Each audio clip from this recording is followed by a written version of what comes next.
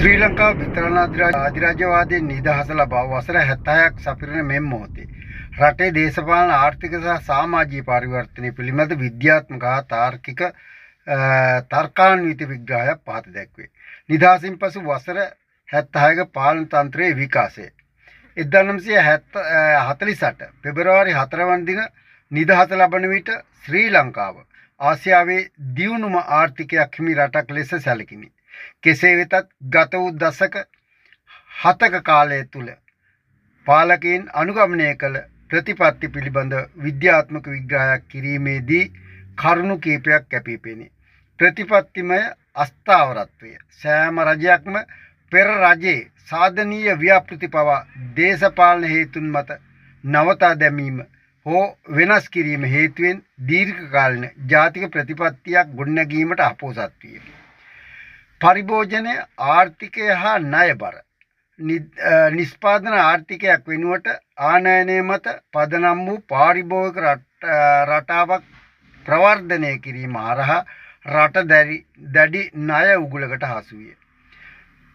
සමාජ බෙදීම් වාර්ගික සහ ආගමික පදනම් මත දේශපාලනය කිරීම නිසා වසර 30ක සිවිල් යුද්ධය ඇති මානව හා භෞතික සම්පත් විශාල වශයෙන් විනාශ වීමට හේතු විය.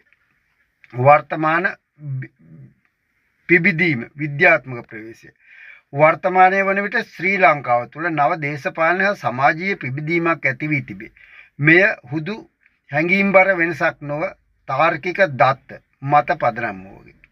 තාරුණ්‍ය හා බුද්ධිමතුන්ගේ මැදිහත් වීම නව පාලන ක්‍රමය තුළ තීන්දුව තීරණ ගැනීමේදී විද්‍යාත්මක පර්යේෂණ සහ විශේෂඥ උපදෙස් වලට මුල් තැන දෙනු ලැබේ.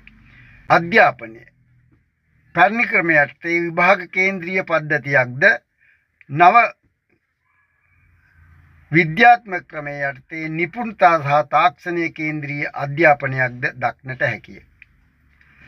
මේ අනුව නිගමනය කර හැක්කේ ශ්‍රී ලංකාව පසුගිය වසර 76ක තුළ අභියෝග වලට මුහුණ දුන්නේ වැරදි කළමනාකරණය සහ විද්‍යාත්මක නොවන පාලන තන්ත්‍රය හේතුවෙනි. එහෙත් වර්තමානයේ උදා වී ඇති පිබිදීම තුළින් පාරදර්ශතාවභාවය වගවීම සහ තාර්කික ප්‍රතිපත්ති සම්පාදනය යන අංශ කෙරෙහි ජනතාව දක්වන දැඩි උනන්දුව රට නව මාවතකට ගෙන යනු ඇත.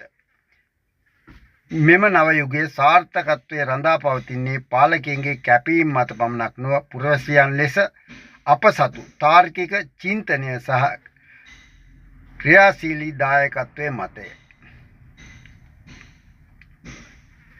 ශ්‍රී ලංකාවේ වර්තමාන දේශපාලන සන්දර්භය තුළ නව රජයේ ක්‍රියාකලාපයේ සමාජ විද්‍යාත්මක හා කළමනාකරණ විද්‍යාත්මක දෘෂ්ටි කෝණයකින් විග්‍රහ කරන විට පෙනී යන්නේ එය පද්ධතිමය වෙනසක් කරා යොමු ප්‍රවේශයක් බවයි.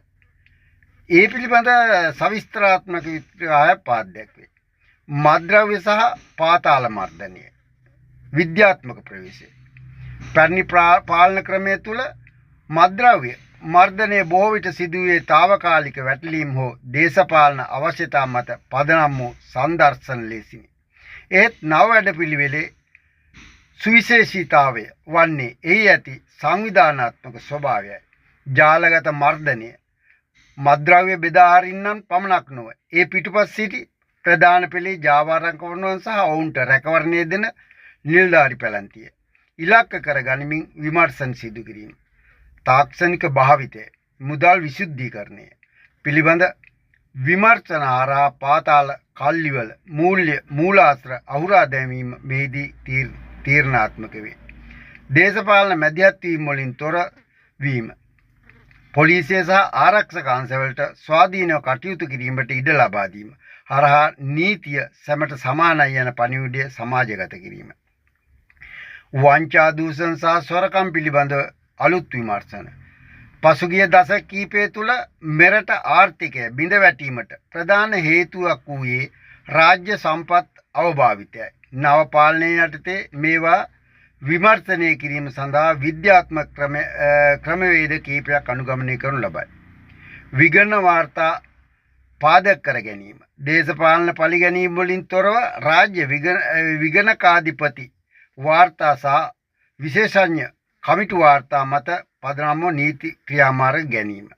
අපරාධ පරීක්ෂණ දෙපාර්තමේන්තුවේ ප්‍රතිසංවිධානයේ දේශපාලන පත්වීම් වෙනුවට වෘත්තීය වේදින් ලවා නිසි විමර්ශන සිදු කිරීමෙන් සාක්ෂි මත පදනම් වූ නඩු පවත්වාගෙන යාම. සොරකම් කළ වත්කම් සහ අත්පත් කර ගැනීම. මෙරටින් බැහැර කළ කළු සල්ලි සහ වත්කම් ජාත්‍යන්තර ආයතනවල සහාය ඇතුව යලි මෙරටට ගෙන්වා ගැනීමේ මූලික පියවර ගැනීම. මනා රාජ්‍ය කළමනාකරණය කාර්යක්ෂමතාවය සහ පාරදෘශ්‍යභාවය. රාජ්‍ය කළමනාකරණය යනු හුදෙක් පාලනය පමණක් නොව ඒ ඵලදායී ඉහළ නැංවීමේ ක්‍රියාවලියකි.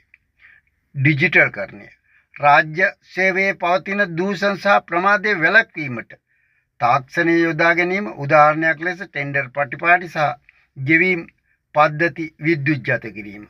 සූසුකම් මත පදනම් වූ පත්වීම.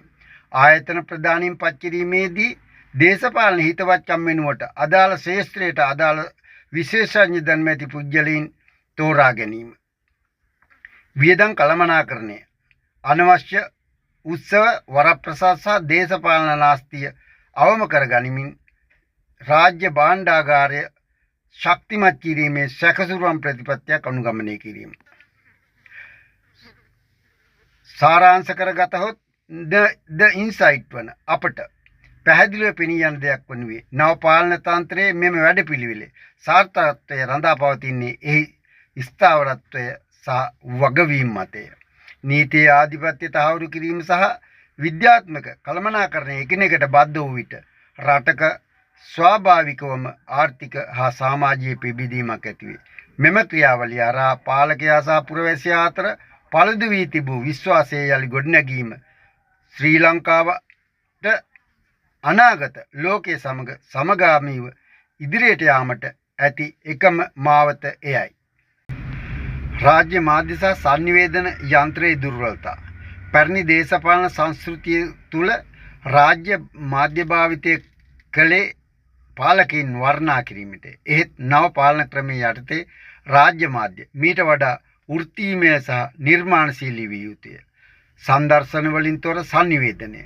රජය කරන වැඩ ප්‍රචාරය කිරීම යනු පෝස්ටර් ඇලවීම හෝ උත්සව පැවැත්වීම නොවේ. ඒ වෙනුවට දත්ත සහ ප්‍රස්ථාර සහිතව ජනතාවට ලැබෙන සහන සංනිවේදනය කළ යුතුය.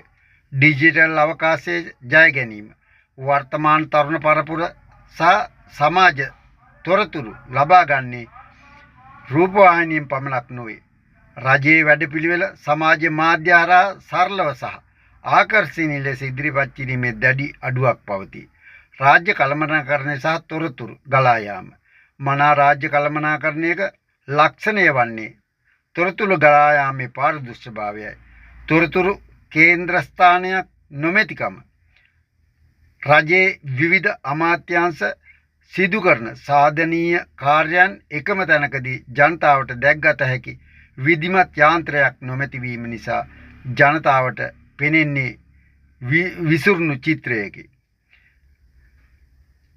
මේ සඳහා විසඳුමක් ලෙස ද ඉන්සයිට් වන අප යෝජනා කරන්නේ නිගමනය කරන්නේ මෙම සංනිවේදන අර්බුදය විසඳීම සඳහා රජයේ වහාම පහත පියවර කෙරෙහි අවධානය යොමු කළ යුතුය. සත්‍ය පරීක්ෂණ ඒකක මාධ්‍ය මගින් පතුරවන අසත්‍ය තොරතුරු එසැනින් දත්ත සහිතව නිවැරදි කිරීමට ස්වාධීන ඒකකයක් ස්ථාපිත කිරීම. රාජ්‍ය මාධ්‍ය උපාය මාර්ග සංකීර්ණ රජයේ ප්‍රතිපත්ති කුඩා වීඩියෝ සහ සරල රූප සටහන් හරහා සාමාන්‍ය ජනතාවට තේරුම් කර දීම. ප්‍රතිලාභ සංනිවේදනය දේශපාලඥයින්ගේ රූප වෙනුවට යම් ව්‍යාපෘතියක් නිසා ජනතාවගේ ජීවන තත්ත්වයට සිදු ඍජු බලපෑම උදාහරණයේ භාණ්ඩ මිල අඩුවීම පොලි අනුපාතය අඩුවීම පිළිබඳ ඍජු සංවාද ඇති කිරීම